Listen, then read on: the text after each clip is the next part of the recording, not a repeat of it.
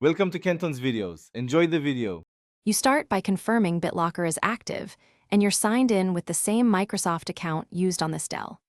Once done, make sure you have a second device ready for the key lookup. On the laptop Open Settings, select Update and Security, then Recovery, or press Windows key plus I and navigate to Recovery. You're initiating the recovery path now, so the system can present the recovery ID you'll use to fetch the key from your Microsoft account.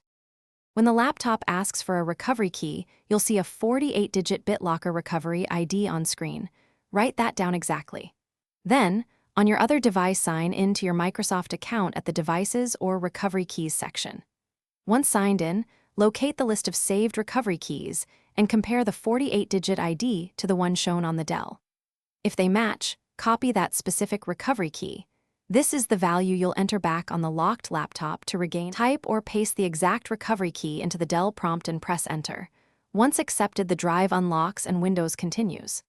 After you sign in, consider suspending or decrypting BitLocker temporarily if you need to change settings, and save a backup of the recovery key to your Microsoft account, a USB or printed copy.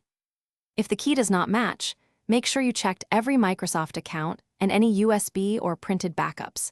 If still missing, contact Dell support for guidance and keep.